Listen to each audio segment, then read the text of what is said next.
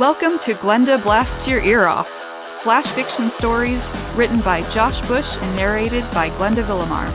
Enjoy! Visit freerice.com today and play trivia games to help end world hunger.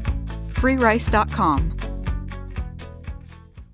In today's episode, we join Samantha and Larry in their exploration beyond the Oort cloud. Samantha kneeled down on the surface of the asteroid, and the readout on her instruments told her what she already knew. Samantha used her intercom to talk to Larry inside the spaceship. Well, the instruments confirm it. This section of the asteroid is covered in a layer of cotton. But I just don't know how this is possible. Larry laughed and said, "Cotton? But how? This asteroid is in interstellar space. There's no star to provide light for photosynthesis for cotton to be able to grow." Larry, that's not even the strangest part. This cotton covering this section of the asteroid isn't a grouping of cotton plants, but instead it's fabric. Cotton fabric. Larry took a while to say anything, and then he said, "Samantha, I know we've been traveling out here in the deep for 2 years without finding anything to show the investors back home, and that we really want to prove ourselves to them and everyone else. But you're telling me you think you are seeing a gigantic swath of cotton fabric?" Samantha sighed and said, "I'm not crazy. This is no hallucination, and this isn't wishful thinking either." Larry cleared his throat and said, "Well, it says here there's nothing wrong with the mixture of air in your suit, so that's not what's making you loopy. Have you been sleeping okay?" Samantha scrunched her eyes shut tight, slowly counted to 5, and she said, "You know what? I'm going to explore the asteroid some more and gather more data." Larry consoled her. Good idea. Some exercise should do you a world of good." Samantha started walking, but that didn't make the cotton go away. Samantha wished she could take her glove off and stroke it. She hadn't touched cotton since before they left on this exploratory journey. Samantha thought of luxurious cotton sheets, soft cotton underwear, and of her favorite weekend jeans. All they had on the ship was polyester. But Samantha knew the instruments couldn't lie. 100 feet. More cotton.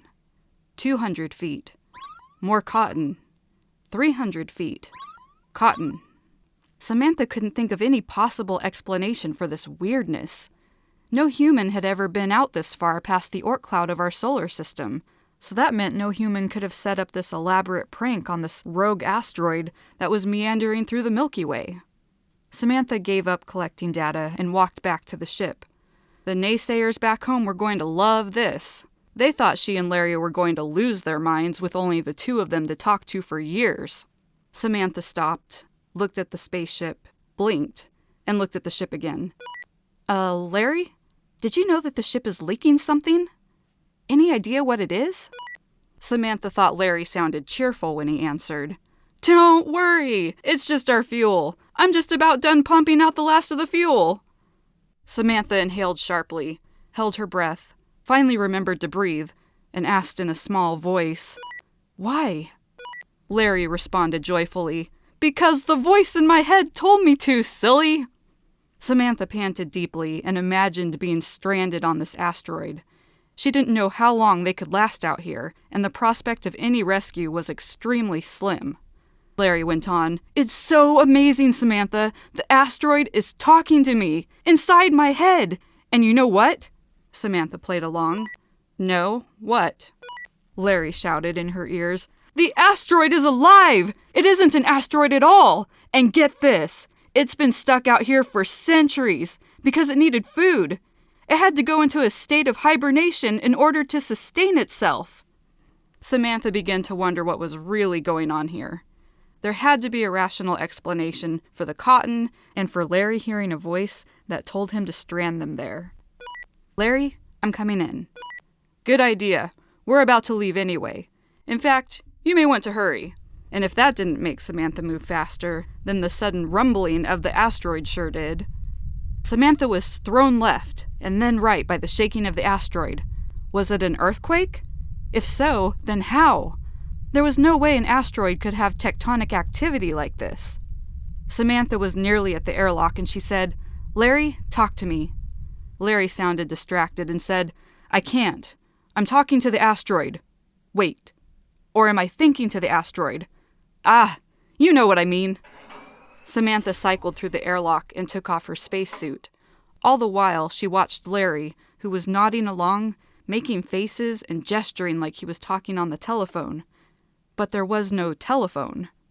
The ship rocked violently, and Samantha cut her cheek on a console as the ship flipped completely over. Alarms went off everywhere. There were so many warning lights, Samantha didn't know which one needed her attention the most. Samantha yelled, "What's going on?" "I told the asteroid where it can find more food. You know, a couple weeks ago we came through that cloud of hydrogen. It's going to take us there. It's a win-win. It gets food, and we get to refuel up on hydrogen." Samantha had a hard time believing this, but whatever doubts she had were forgotten when she looked out the window. The asteroid was no longer shaped like a huge rock. Now it was shaped like a winged bird who was wearing a red cotton shirt and was holding their ship in its beak. Samantha watched with awe as the bird beat its wings and carried them impossibly fast through space. Samantha checked on the alarms and warning lights, and she was relieved to find there was miraculously only minor damage done to the ship, damage that was fixable. Larry bellowed, "It's excited! It sees the hydrogen cloud!" And shortly after they arrived, the bird let them go and it began to gorge itself. Samantha put a hand on Larry's shoulder and told him, "I'm filling us up now." She laughed. "Is anyone going to believe us?" Larry nodded and said, "You bet they will." "I mean, how could they not? But how can you be so sure?" Larry looked like he was just informed that he was getting extra presents for Christmas, and he told her, "The bird wants to come back with us and see Earth!" Samantha liked the sound of that, especially if the bird carried them in its beak so they could get home quicker. Samantha just adored the idea of skipping the 2-year trip to get back home. Samantha grinned from ear to ear and said, "There's just one thing I want to know. Where did the bird get a red cotton shirt?" The end. Thank you for listening to today's episode. We look forward to bringing you the next episode in Glenda Blasts Your Ear Off. This asteroid is an There's no star for Samantha thought Leary. All the while, she watched Larry. Oh wait, that's Samantha talking.